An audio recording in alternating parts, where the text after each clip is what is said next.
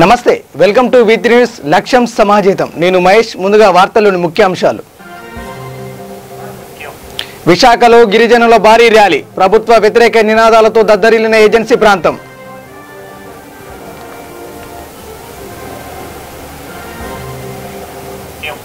ఉపాధి లేక వ్యసనాలకు అలవాటు పడుతున్న యువత సంగారెడ్డిలో పలు ఏటీఎంలలో చోరీకి యత్నించిన ఇద్దరు యువకులు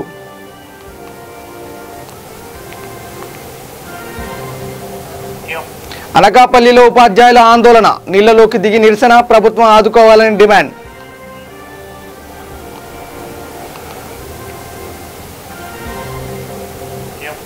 తూర్పు గోదావరి జిల్లాలో ప్రజా సంఘాల ఆధ్వర్యంలో ధర్నా ప్రజా వ్యతిరేక విధానాలు నిలిపివేయాలని డిమాండ్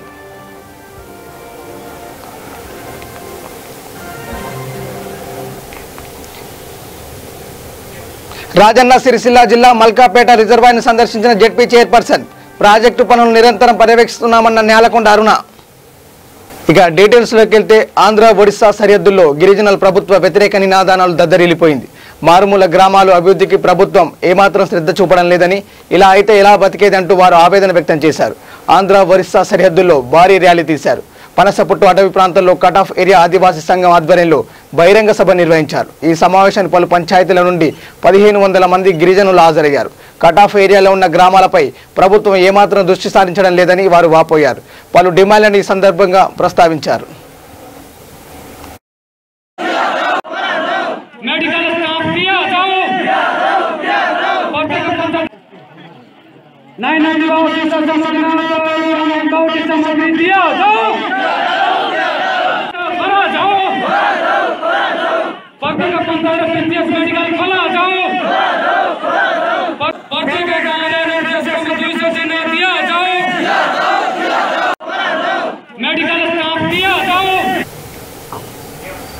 కరోనా సమయంలో కూడా కేంద్ర పాలకులు సామాన్యులపై భారాలు వేస్తూ కార్పొరేట్ దేశ సంపదను దోచిపెడుతున్నారని CI2 తూర్పు గోదావరి జిల్లా అధ్యక్షురాలు వీరలక్ష్మి విమర్శించారు కార్మిక కర్షక ఐక్యత దినోత్సవం సందర్భంగా మోడీ ప్రభుత్వం కార్మిక రైతాంగ ప్రజా వ్యతిరేక విధానాలకు నిరసనగా CI2 రైతు సంఘం వ్యవసాయ కార్మిక సంఘాల ఆధ్వర్యంలో తూర్పు గోదావరి జిల్లా కలెక్టరేట్ ముందు ఆందోళన చేపట్టారు మోదీ ప్రభుత్వానికి దేశ ప్రజలు సరైన సమయంలో గుణపాఠం చెప్తారని హెచ్చరించారు దేశ ప్రజలను ఆదుకోవడానికి ఆర్థిక వ్యవస్థ ముందుకు సాగడానికి మేధావులు ఆర్థికవేత్తలు వామపక్షాల సూచనలను అమలు చేయాలని డిమాండ్ చేశారు సామాన్యులకు విద్యను దూరం చేసే నూతన జాతీయ విద్యా విధాన చట్టాన్ని రద్దు చేయాలని ప్రభుత్వ రంగ సంస్థల ప్రైవేటీకరణ నిలిపివేయాలని డిమాండ్ చేశారు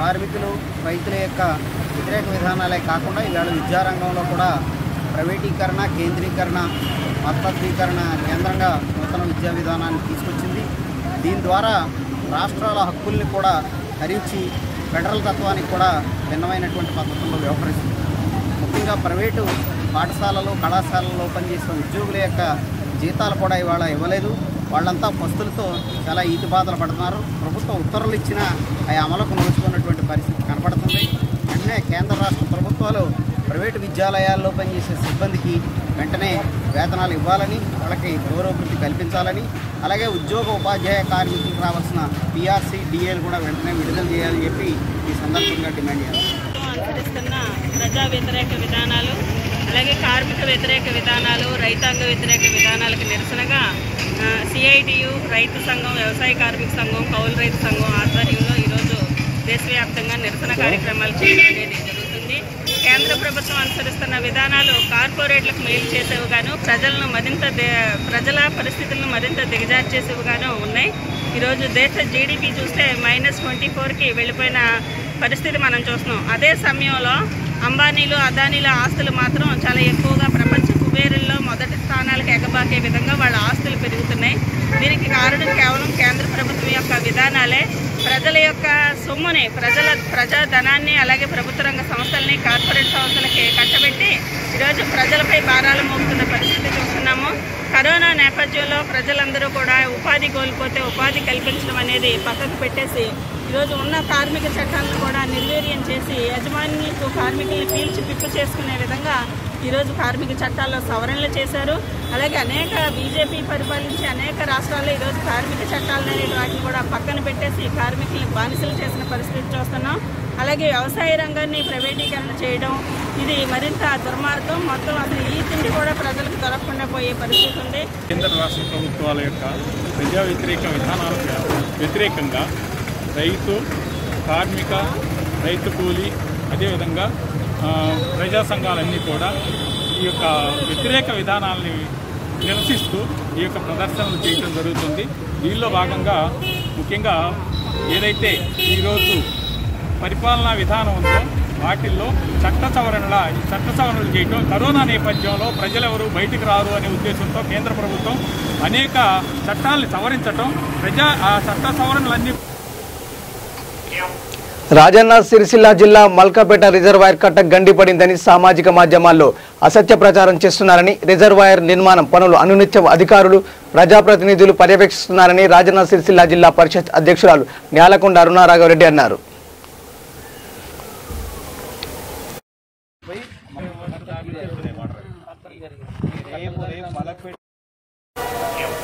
ప్రభుత్వం ప్రతిష్టాత్మకంగా చేపట్టిన కాళేశ్వరం ప్రాజెక్టులో భాగమైన ప్యాకేజీ నెంబర్ 9 మల్కపేట రిజర్వాయర్ గండిపడిందని సామాజిక మాధ్యమాల్లో ప్రచారాలు జరుగుతుండటంతో ఎంపీపీ చంద్రేగౌడ్ మండల టీఆర్ఎస్ నాయకులతో జెడ్పీ చైర్పర్సన్ మల్కపేట రిజర్వాయర్ను సందర్శించారు. సోషల్ మీడియాతో ప్రచారాలపై అధికారులను అడిగి తెలుసుకున్నారు. ఈ సందర్భంగా ఆమె మీడియాతో మాట్లాడుతూ ప్రాజెక్టు ఎడమ కాల్వకు నీరు వెళ్లడానికి తూము నిర్మాణం జరుగుతుందని, పనులకు అంతరాయం కలగకుండా తాత్కాలిక కట్ట అంతర్భాగంలో నిర్మించడం జరిగిందన్నారు. విస్తారంగా కురిసిన వర్షాలకు ప్రాజెక్టులోకి నీరు వచ్చి చేరిందని, ప్రాజెక్టులో నీటి దాడికి తాత్కాలికంగా నిర్మించిన కట్ట కుంగిపోయి తూము నుండి నీరు కాల్వ ద్వారా బయటకు వచ్చిందని అన్నారు. ప్రభుత్వం ప్రజల కోసం ఎన్నో అభివృద్ధి కార్యక్రమాలు చేపడుతుందని, ప్రజలకు నీటిని అందించడానికి నిర్మిస్తున్న ఈ ప్రాజెక్టు పనుల గురించి మంత్రి కేటీఆర్, శాసనసభ్యులు రమేష్ బాబు నిరంతర కృషి చేస్తున్నారని తెలిపారు.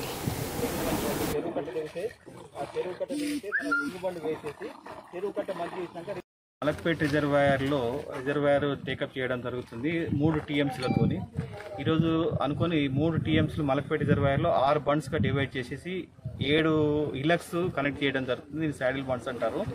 ఈ బండ్ 2లో ఈరోజు అన్ఎక్స్పెక్టెడ్గా ఏంటంటే లీకేజ్ అవుతుంది అనే ఉద్దేశంతో మార్నింగ్ న్యూస్ రావడంతో ఇమీడియట్గా రావడం జరిగింది. ఇది బండ్ లీకేజ్ కాదు. ఇదేంటంటే ఇక్కడ మేము ఏదైతే లెఫ్ట్ మెయిన్ కెనాల్ పోవడానికి మలక్పేట రిజర్వాయర్ లోపల ఒక స్లూయిస్ కడుతున్నాము, అంటే తూము లాంటిది కడుతున్నాము. ఆ తూము లాంటిది కట్టిన తర్వాత తూము వర్క్ జరగడానికి ఒక క్రాస్ బండ్, అంటే మామూలు మట్టి కట్ట లోపల వేసుకొని టెంపరీగా మట్టి కట్ట వేసుకొని లోపల వర్క్ చేయడానికి కోసము రింగ్ బండ్ వేసాము. అదేంటంటే ఈరోజు ఇక్కడ లోకల్ ఉన్న అధిక వర్షాలతోని ఆ మట్టి కట్ట తెగిపోవడంతో వాటర్ అంతా కొంత వాటర్ మన వచ్చిన వాటరు వర్షపు నీళ్ళు ఏవైతున్నాయో ఈ తూము ద్వారా 183 మీటర్ల బ్యారెల్ లెంత్లో డౌన్ స్ట్రీమ్ ఆఫ్ అంటే కట్ట దిగువ భాగాన మనకు LMCకి కనెక్ట్ చేయడానికి కట్టడం జరిగింది. ఆ రింగ్ బండ్ పోవడంతో వాటర్ ఏదైతున్నదో ఆ బ్యారెల్ ద్వారా కిందికి రావడం జరిగింది. దానికి మేము LMCలో లెఫ్ట్ మెయిన్ కెనాల్ టేకప్ చేయకపోవడంతో ఆ టో డ్రైన్ వాటర్ నిండిపోవడంతో ఓవర్ఫ్లో అయిపోయి కొన్ని పొలాలు మునగడం జరిగింది. దానిలో దాదాపు 1 ఎకరం వరకు ఇసుక మేట వేయడం జరిగింది. మిగతాది ఒక 3 నుండి 4 వరకు వాటర్ స్టాగ్నేట్ చేయడం జరిగింది. సో ఇటువంటి లీకేజ్ కానీ ఎటువంటిది ఏం లేదు, నాణ్యత లోపం అటువంటిది లేదు. ఎందుకంటే క్వాలిటీ కంట్రోల్ వాళ్ళు కూడా రెగ్యులర్గా రావడము చేయడం జరుగుతుంది. ఈ కట్టలు మలక్పేట రిజర్వాయర్ మొత్తము 1.5 monthలో మొత్తం కంప్లీట్ చేసి హ్యాండ్ ఓవర్ చేద్దామనే ఉద్దేశంతో ఉన్నాము. Thank you. ఇంగు కాడ అది ఎక్కువ వాటర్ నిల్వ స్టోరేజ్ ఉన్నది కాబట్టి పని జరగలేదు కాబట్టి ఆ మట్టి పోసుకున్నారు. ఆ మట్టి పూర్తి స్థాయిలో తూములకి వెళ్ళిపోవడం జరిగింది. మేము పక్క సైడ్ కూడా ఎటువంటి లీకేజ్ లేదు. ఇక్కడ లీకేజ్ లేదు. మనం కూడా మళ్ళీ ఇది లీకేజీ అని అంటే లీకేజ్ కాదు కాబట్టి మనం పూర్తి స్థాయిలో పనులు నిర్మాణం చేయడం జరిగినాక ఏదైతే జరుగుతుందో కాళేశ్వరం నీళ్లు మనము 3 TMCలు నింపడం జరుగుతుంది కాబట్టి ఆ నింపిన దానిలో ఏదన్నా కట్టకాడ ఎక్కడన్నా పక్క సైడ్ తూము లేని కాడ లీకేజ్ అయితే అది లీకేజీ అంటారు. తెలిసిన వాళ్ళకు తెలుసు, అది తెలియని వాళ్ళకు ఇక మనం ఏం చెప్పినా కూడా జరగదు. కాబట్టి పూర్తి స్థాయిలో పనులు జరిగినాక మనకు ఈ ప్రాజెక్టు పట్టుకున్న అదే కాంట్రాక్టర్స్ ఉన్నారు, ఈఈ గారు ఉన్నారు, క్వాలిటీ కంట్రోల్ వాళ్ళు కూడా ఎప్పటికప్పుడు చూస్తున్నారు. కాబట్టి ఇది మనము ఇక్కడికి వచ్చి చూసినా కూడా వాళ్ళు రింగు చేసుకున్న కన్నే స్టోరేజ్ నీళ్లు పోవడం జరుగుతుంది. బయట నుంచి చూసినా కూడా తూములకెళ్ళే పోతున్నాయి. పక్క నుంచి కూడా ఎటువంటి లీకేజ్ లేదు కాబట్టి ఏ పార్టీ వచ్చి ఎవరు వచ్చి. పశ్చిమ గోదావరి జిల్లా భీమవరం పోలీసులు అక్రమ గంజాయిని పట్టుకున్నారు. భీమవరం ఫ్లైఓవర్ సమీపంలో గంజాయిని విక్రయిస్తున్న సమయంలో 3 వ్యక్తుల్ని అదుపులోకి తీసుకున్నారు. వీరి వద్ద నుంచి 3 కేజీల గంజాయిని స్వాధీనం చేసుకున్నారు. బాబీ అనే వ్యక్తి గతంలో కూడా గంజాయిని విక్రయిస్తూ పోలీసులకు పట్టుబడ్డారు. బాబీ మరో 2 వ్యక్తులతో కలిసి గంజాయిని విక్రయిస్తున్న సమయంలో అదుపులోకి తీసుకున్నామని పోలీసులు తెలిపారు.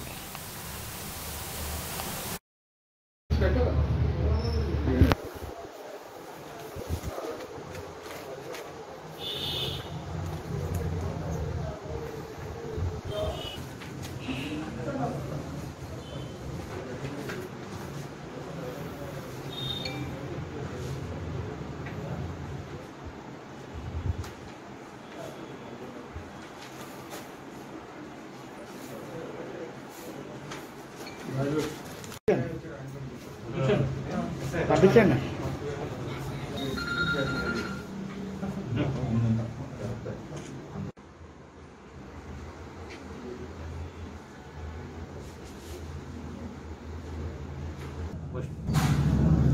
అందరికీ నమస్కారం. భీమవరం 1 టౌన్ ఇన్స్పెక్టర్ మాట్లాడుతున్నాను. పశ్చిమ గోదావరి జిల్లా ఎస్పీ గారు శ్రీ కె నారాయణ నాయక్ ఐపీఎస్ గారి సూచనల మేరకు, అదే Narsapuram sub divisional police officer గారు శ్రీ కె నాగేశ్వరరావు గారి పర్యవేక్షణలో మాకు రాబడిన సమాచారం మేరకు ఫ్లైఓవర్ బ్రిడ్జ్ కింద గంజా అమ్ముతున్నారన్న సమాచారంతో మేము మా ట్రిప్తో వెళ్ళగా అక్కడ మమ్మల్ని చూసి పారిపోతుండగా old offender Katuri Bobby alias Venkateswara అతను మేము ఐడెంటిఫై చేసాం. అతనితో పాటు ఇంకా 2 వ్యక్తులు పారిపోతుండగా మా పోలీసు వారి సహాయంతో మేము పట్టుకుని విచారించగా వాళ్ళు దగ్గర ఈ బాబీ దగ్గర ఒక 44 ప్యాకెట్లు, చిన్న ప్యాకెట్లు, ఇవి 353 గ్రాములు, అదేవిధంగా ఒక 700 గ్రాముల పొట్లం దొరికింది. అదేవిధంగా రిమైనింగ్ విల్ఫ్రెడ్ వర్గీస్ అలాగే సాయి అనే అతని దగ్గర కూడా కేజీ 30 గ్రాములు ఒకరి దగ్గర, 80 గ్రాములు ఒకరి దగ్గర, కేజీ 130 గ్రాములు ఒకరి దగ్గర దొరికాయి. వీరిని అదుపులో తీసుకుని వీరిపైన కేసు రిజిస్టర్ చేశాం.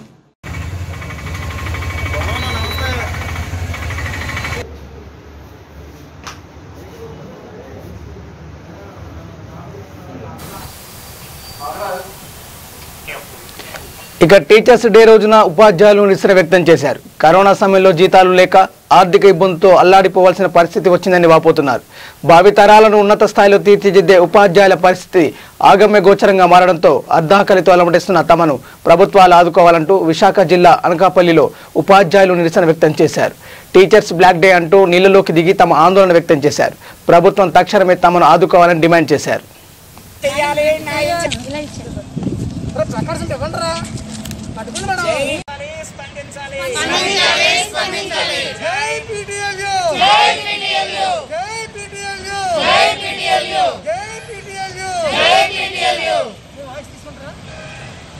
జీతాలందరూ టీచర్లకి న్యాయం చేయాలి.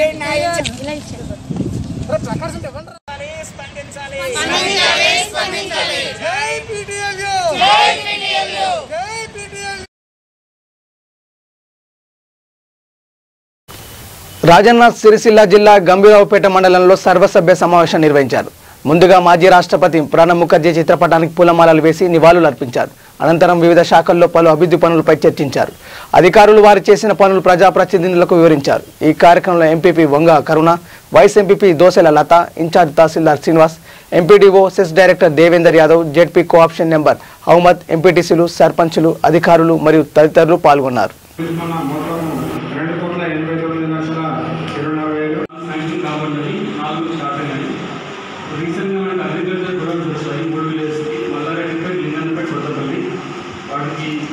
ఎస్టిమేట్ చేయబడుతుంది. గ్రామ పంచాయతీ నిర్మాణంతో స్టార్ట్ చేసుకోవచ్చు.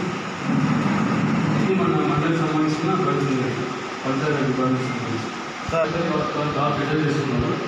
ముఖ్యంగా మండలం అందరికంటే ముందు జిల్లాలో త్వరగా కంప్లీట్ ఎక్కడైతే స్టోర్ ఉందో 6 ఫినిషింగ్ స్టేజ్లో ఉంది. 80% 78% ఉన్నాయి. 2019-20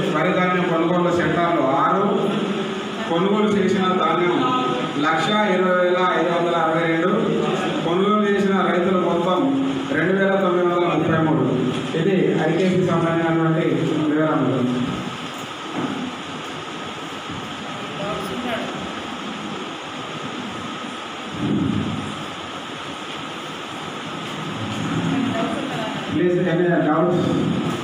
సమావేశం జరుపుకోవడం జరిగింది. మన మాజీ ప్రధానమంత్రి ప్రణబ్ ముఖర్జీ గారు మృతి చెందిన సందర్భంలో ఆయనకు నివాళులు అర్పించడం జరిగింది. మౌనం పాటించి కార్యక్రమంలో భాగంగా కరోనా వైరస్ నుంచి ప్రతి ఒక్కరూ దాని నుంచి ఎలాగైతే బయటపడాలనేది తగిన జాగ్రత్తలు తీసుకుంటూ గ్రామాలలో అభివృద్ధి కార్యక్రమాలు ముందంజలో ఉండాలని గ్రామ సర్పంచులను కోరడం అయింది. అదేవిధంగా ప్రతి గ్రామము అభివృద్ధి పథకంలో ముందుండాలని కోరుకుంటున్నాను. విశాఖలో బీజేపీ నేతలు ఎన్ఎస్ఎన్ రెడ్డికి ఘన నివాళి అర్పించారు. ఉపాధ్యాయుడిగా జీవన గమనాన్ని ప్రారంభించి ట్యూటోరియల్ కళాశాలను ఏర్పాటు చేసి విద్యాబుద్ధులు నేర్పించారని ఎన్ఎస్ఎన్ రెడ్డి సేవలను కొనియాడారు. కార్పొరేషన్గా విశాఖ అవతరించిన సమయంలో తొలి మేయర్ స్థానాన్ని సాధించి విశాఖకు వన్నె తీసుకురావడంతో ఎన్ఎస్ఎన్ రెడ్డి చేసిన సేవలను బీజేపీ ఎమ్మెల్సీ మాధవ్ కొనియాడారు. ఆయన స్ఫూర్తిని ఆదర్శంగా తీసుకొని రాబోయే మున్సిపల్ ఎన్నికల్లో అత్యధిక స్థానాన్ని దక్కించుకుంటామని చెప్పారు. టీచర్స్ పడుతున్న సమస్యలపై ప్రభుత్వం స్పందించాలని సందర్భంగా ఆయన కోరారు.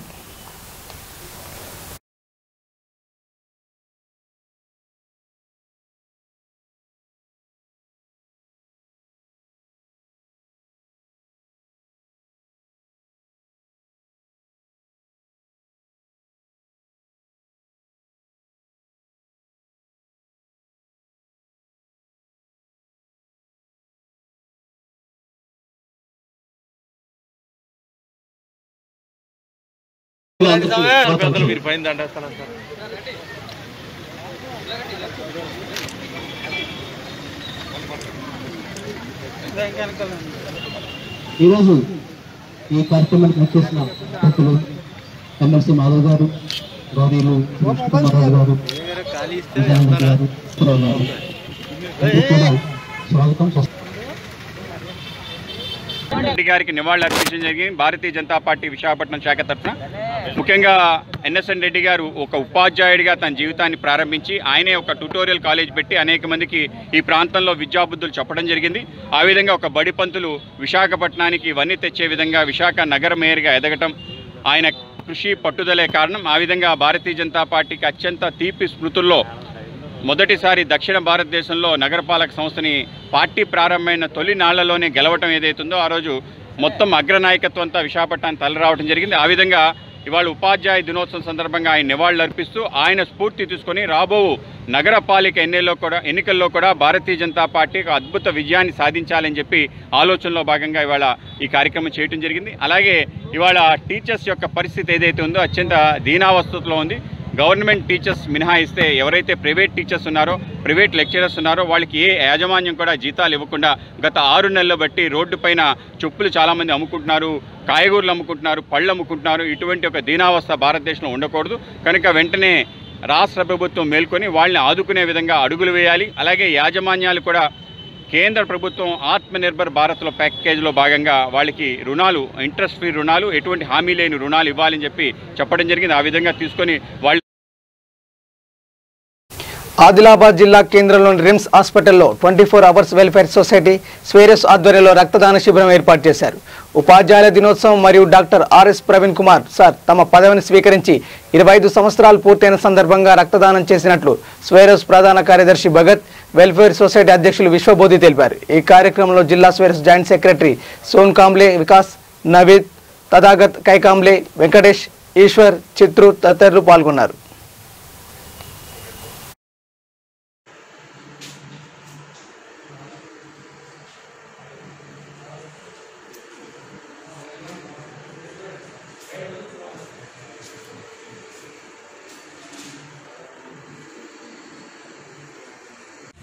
ఈరోజు ఆదిలాబాద్ ఆదిలాబాద్ పట్టణంలోని రిమ్స్ హాస్పిటల్లో మీ బ్లడ్ బ్యాంక్ వాళ్ళు ఏంటంటే బ్లడ్ అందుబాటులో లేదు, పేషెంట్ చాలామంది వస్తుండ్రు, ఆ పేషెంట్స్కి బ్లడ్ అందుబాటులో లేదు కావున మీ సొసైటీ తరఫున 24 వెల్ఫేర్ సొసైటీ మరియు స్వేరోస్ అనే సొసైటీ తరఫున మీరు ఏమైనా బ్లడ్ డొనేట్ చేయగలుగుతారని మాకు ఫోన్ చేసి పిలవడం జరిగింది. అయితే మేము వాళ్ళ మాట కాదనకుండానే మేము మా సొసైటీ తరఫున 24 వెల్ఫేర్ సొసైటీ మరియు స్వేరోస్ తరఫున బ్లడ్ డొనేట్ చేయడానికి మేము సిద్ధంగా ఉన్నాము అనే సందర్భంగా అంటే మాకు కూడా అప్లికేషన్ ఉంది. ఈరోజు బ్లడ్ ఎందుకు చేస్తున్నామంటే ఈరోజు 24 అవర్స్ వెల్ఫేర్ సొసైటీ స్థాపించి 1 ఇయర్ కావస్తుంది. మరియు ఏమంటే స్వేరోస్ సంస్థ అయినటువంటి doctor RS Praveen Kumar IPS IG గారు, అడిషనల్ డీజీపీ గారు ఈరోజు ఐపీఎస్ సర్వీస్లో చేరి ఈరోజుతో 25 ఇయర్స్ కంప్లీట్ అవుతుంది. కావున ఈ 2 అకేషన్ సందర్భంగా మేము రిమ్స్ హాస్పిటల్లోని బ్లడ్ బ్యాంక్లో విశాఖ జిల్లా నర్సీపట్నం జిల్లా పరిషత్ ఉన్నత పాఠశాలలో పీఆర్టీ అధ్యక్షుడు గోపినాథ్ ఆధ్వర్యంలో ఉపాధ్యాయ దినోత్సవ కార్యక్రమం ఘనంగా నిర్వహించారు. ఈ కార్యక్రమానికి ముఖ్య అతిథిగా నర్సీపట్నం ఎమ్మెల్యే పెట్ల ఉమాశంకర్ గణేష్ హాజరయ్యారు. ముందుగా అక్కడ జరుగుతున్న నాడు నేడు పనులను ఎమ్మెల్యే పరిశీలించారు. మాజీ రాష్ట్రపతి స్వర్గీయ సర్వేపల్లి రాధాకృష్ణ విగ్రహానికి పూలమాలలు వేసి నివాళులు అర్పించారు. అనంతరం 100 మంది ప్రైవేట్ స్కూల్స్ ఉపాధ్యాయులకు నిత్యావసర సరుకులు అందజేశారు. ఉపాధ్యాయ వృత్తి నుండి భారత రాష్ట్రపతిగా ఉన్న స్వర్గీయ సర్వేపల్లి రాధాకృష్ణ ఉపాధ్యాయులందరికీ మార్గదర్శకమని ఎమ్మెల్యే అన్నారు. పీఆర్టీ ఆధ్వర్యంలో ప్రైవేట్ స్కూల్స్ ఉపాధ్యాయులను ఆదుకోవడం అభినందనీయమని, పీఆర్టీ మరిన్ని సేవా కార్యక్రమాలు చేయాలని, అందుకు తమ వంతు సహకారం అందజేస్తామని ఎమ్మెల్యే తెలిపారు.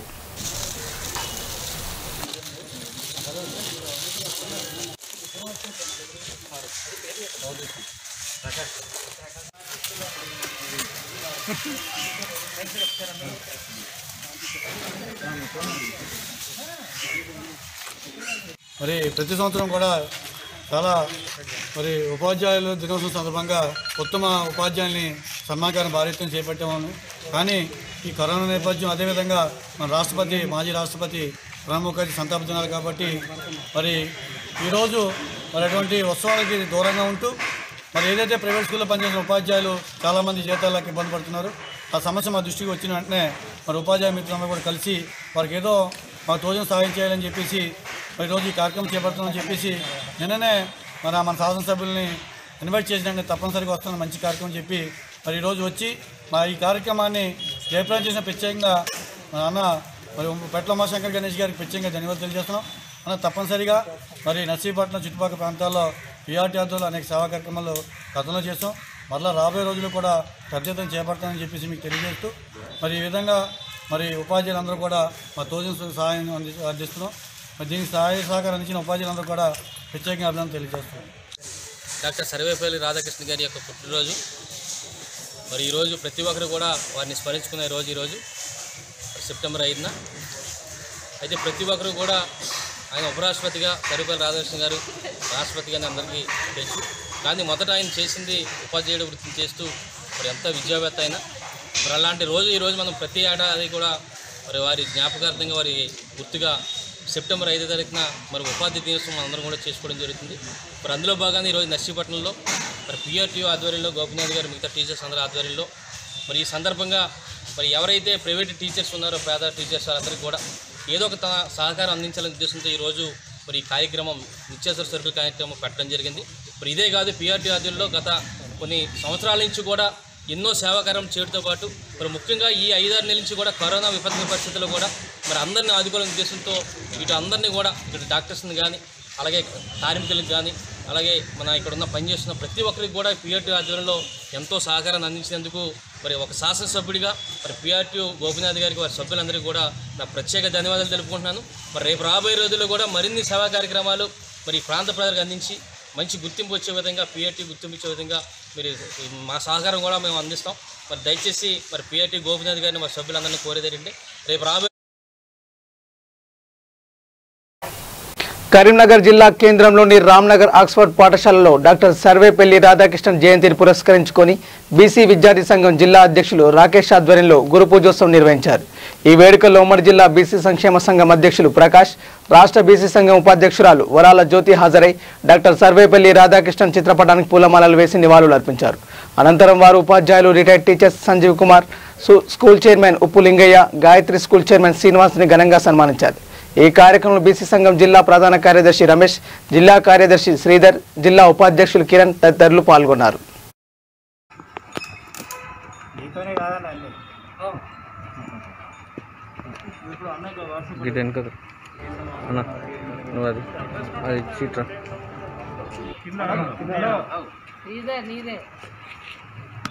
తమ్ముడికి రండి ఆగండి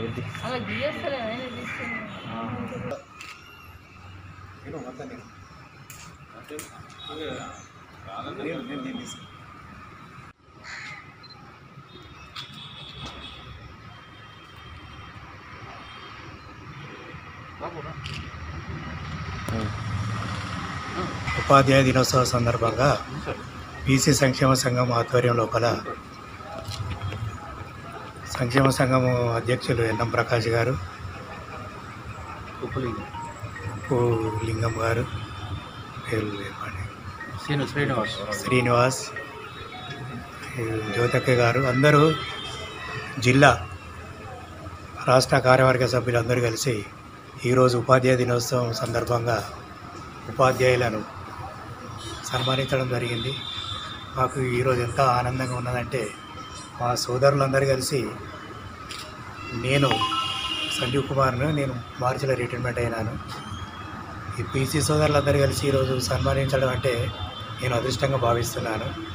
బీసీ సంఘం, సంక్షేమ సంఘం ప్రతి నాయకునికి పేరు పేరున కృతజ్ఞతలు తెలియజేస్తున్నాను. సో ఈరోజు సర్వేపల్లి రాధాకృష్ణన్ గారి జన్మదినోత్సవం సందర్భంగా, ఉపాధ్యాయ దినోత్సవం సందర్భంగా మమ్మల్ని బీసీ సంక్షేమ సంఘం తెలంగాణ రాష్ట్రం ఆధ్వర్యం లోపల మమ్మల్ని సన్మానించడం జరిగింది.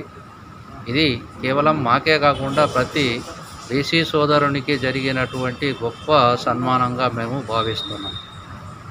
ఇలా బీసీ సోదరులందరూ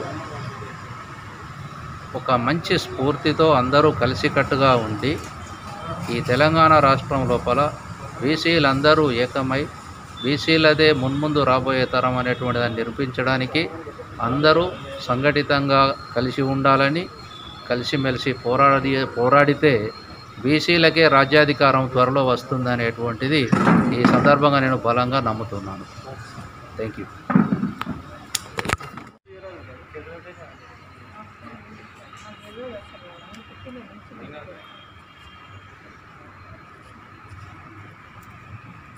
ఏమైనా మోసిన్ భాయ్ రా అన్న రండి, వెళ్ళిపోతున్నా వెళ్ళిపోతున్నా సీట్ తినావా?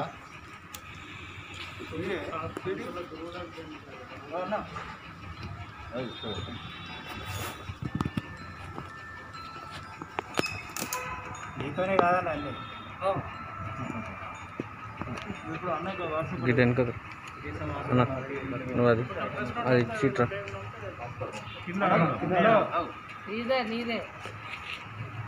తమ్ముడికి రండి ఆగండి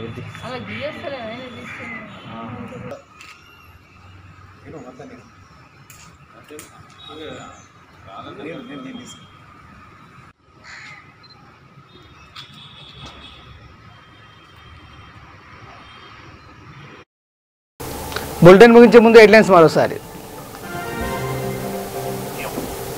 విశాఖలో గిరిజనుల భారీ ర్యాలీ, ప్రభుత్వ వ్యతిరేక నినాదాలతో దద్దరిల్లిన ఏజెన్సీ ప్రాంతం.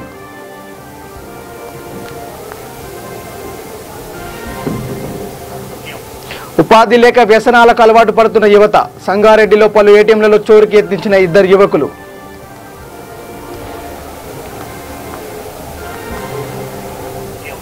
అనకాపల్లిలో ఉపాధ్యాయులు ఆందోళన, నీళ్లలోకి దిగి నిరసన, ప్రభుత్వం ఆదుకోవాలని డిమాండ్.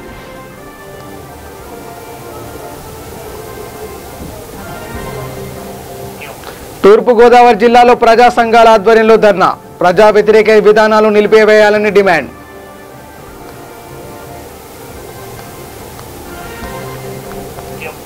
రాజన్న సిరిసిల్ల జిల్లా మల్కాపేట రిజర్వాయర్ను సందర్శించిన జెడ్పీ చైర్పర్సన్, ప్రాజెక్టు పనులు నిరంతరం పర్యవేక్షిస్తున్నామన్న న్యాలకొండ అరుణ.